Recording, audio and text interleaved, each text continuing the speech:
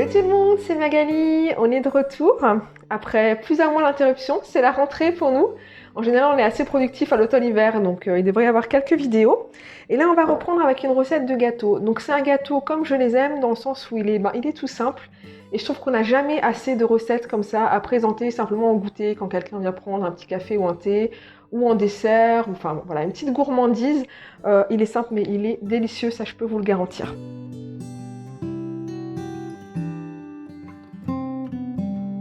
On va commencer comme d'habitude avec mes recettes, comme en général avec les ingrédients secs, puisque j'utilise très peu de margarine dans les gâteaux, parce que vous savez que c'est avec la margarine ou le beurre qu'on commence à fouetter avec le sucre. Là, c'est à base d'huile. Donc, on commence avec les ingrédients secs.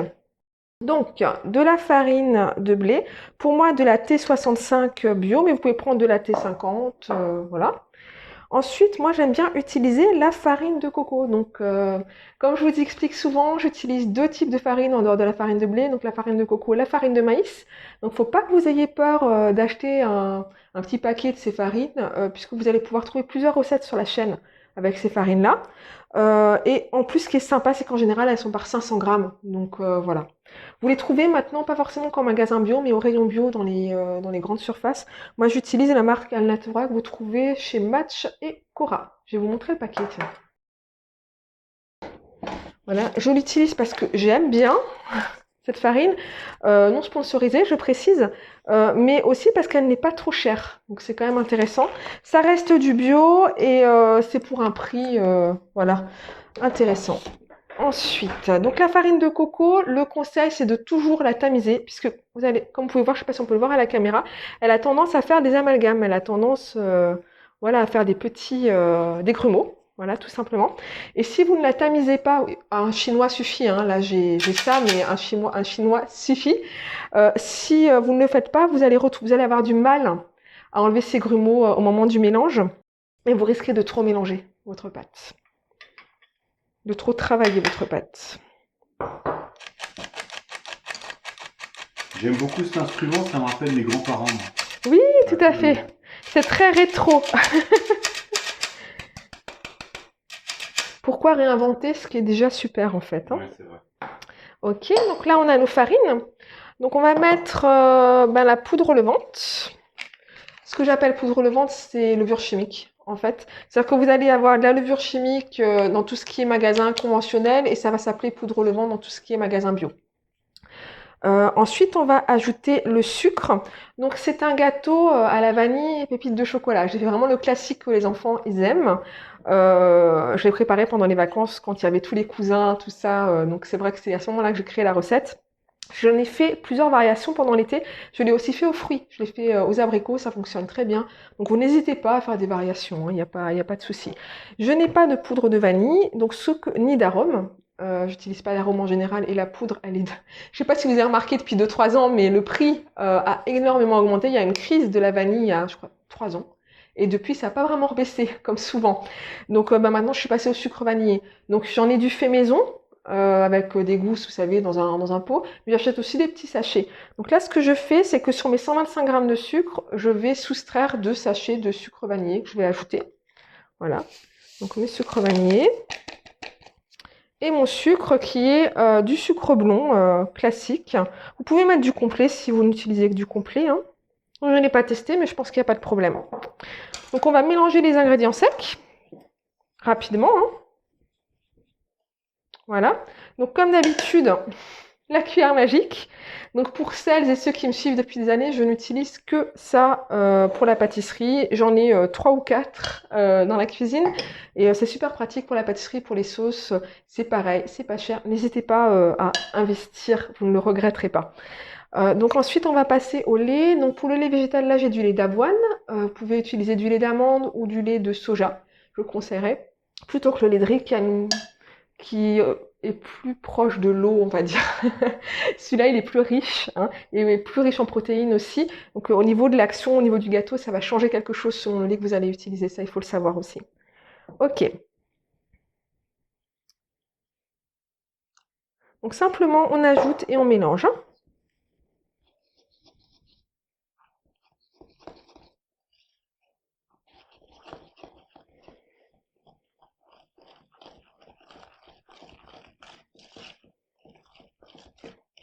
Voilà, je ne veux pas trop mélanger.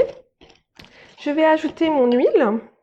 Donc pour moi, c'est de l'huile de coco que j'ai en fait légèrement chauffée pour qu'elle soit liquide. Vous pouvez utiliser d'autres huiles végétales si vous n'avez pas d'huile de coco.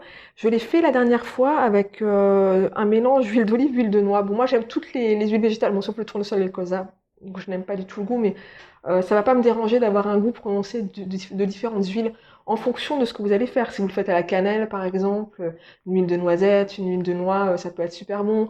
Si vous l'aromatisez au citron et au thym, au citron et au romarin, c'est super bon les gâteaux citron romarin. Vous pouvez faire à l'huile d'olive. Enfin bon, voilà, moi je mets de l'huile d'olive dans tout, donc donc dans les gâteaux au chocolat. Si vous avez testé notre recette qui a beaucoup de succès d'ailleurs, hein, je crois que c'est le plus gros succès de la chaîne, Ouais. la recette de. Je regarde Michel d'ailleurs parce que je n'étais pas certaine des chiffres, mais c'est un gâteau au chocolat avec de l'huile d'olive et il est absolument délicieux.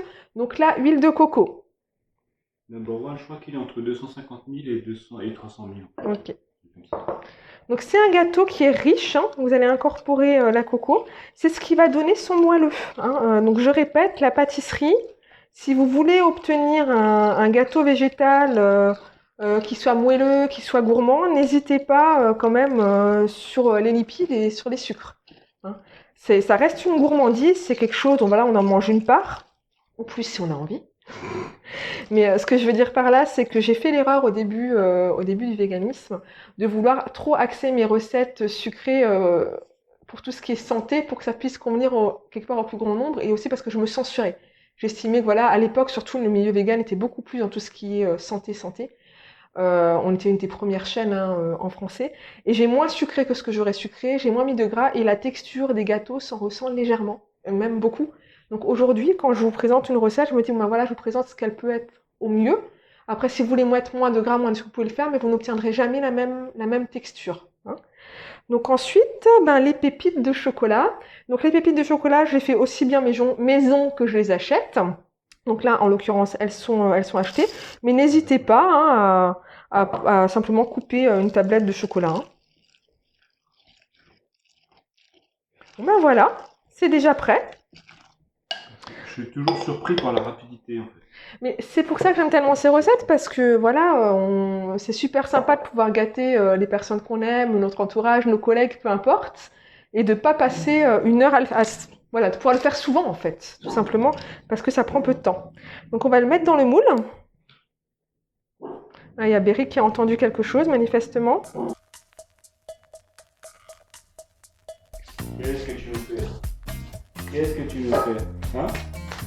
Qu'est-ce que t'as entendu? Qu'est-ce que t'as entendu? C'était quoi? C'était quoi? Un rôdeur?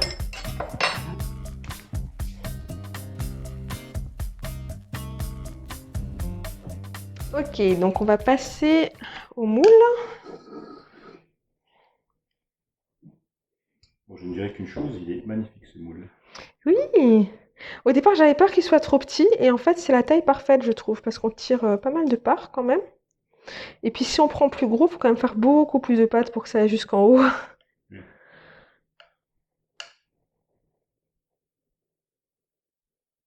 Voilà. Donc comme dit, n'hésitez pas les variations, hein. Là, je vous présente toujours en général la version la plus classique et la plus simple.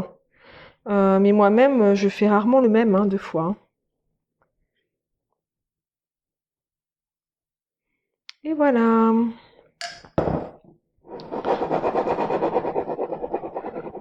C'est parti. Donc on va passer à la cuisson. Donc 50 minutes à 180 degrés pour moi, chaleur tournante. Consommez-le et coupez-le froid. Un gâteau végétal comme ça, un cake, il a besoin d'avoir totalement refroidi pour atteindre la bonne texture. Sinon, il va être un petit peu caoutchouteux, j'ai envie de dire. Ou vous allez avoir, non pas caoutchouteux, vous allez avoir l'impression qu'il n'est pas tout à fait cuit. Vous n'allez pas obtenir la bonne texture. Et certains, je dirais même, faites-les le matin pour le soir. Et je sais que certaines d'entre vous m'ont déjà dit, ah, je le préfère le lendemain. Et moi, je suis pareil. En général, je le préfère le lendemain. Bon, donc vous pouvez totalement, il va garder son côté moelleux, humide. Vous pouvez totalement le préparer la veille au soir si vous avez du monde le lendemain midi. Simplement, vous le mettez voilà sous une cloche, quoi. Et il sera pas sec. Il sera pas sec le lendemain. Donc c'est parti.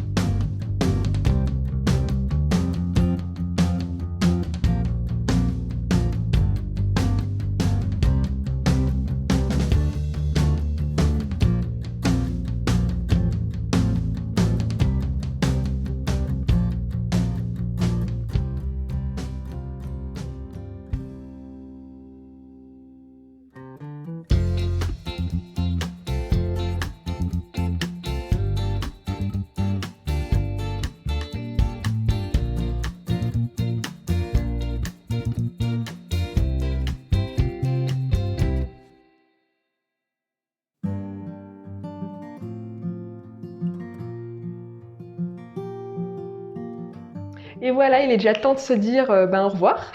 C'est déjà fini. Donc on se retrouve du coup d'ici quelques temps avec une autre recette. Il va y avoir des changements, des petits changements sur la chaîne. On va aussi mettre des vidéos de mon activité en fait à l'atelier. Ça va nous permettre déjà d'en mettre plus souvent parce que clairement ce n'est plus que entre guillemets les recettes. Je fais beaucoup d'autres choses et Michel aussi. Et on a envie de partager ça avec vous et aussi pour que la chaîne nous ressemble. Donc comme toujours, c'est à la carte. Vous prenez ce qui vous intéresse. Voilà, vous prenez une recette ou si vous avez envie de voir un vlog ou je ne sais pas exactement le format. Ça va être, je pense qu'on va faire des petits sondages sur l'espace communauté aussi pour voir avec vous les vidéos qui peuvent vous intéresser. On va un peu plus s'investir aussi sur l'espace communauté, partager des photos, voilà, un petit peu le faire vivre. Donc n'hésitez pas à aller le voir hein, et normalement vous devriez l'avoir dans votre flux si vous avez, je pense, la cloche ou tout ça. Enfin, si vous avez toutes les notifications pour avoir les posts qui vous préviennent des vidéos en plus des vidéos et puis de ce qu'on va faire et les sondages aussi pour décider parfois quelle vidéo je vais faire ensuite, quelles recettes peuvent vous intéresser, enfin bon, tout ce genre de choses. Voilà.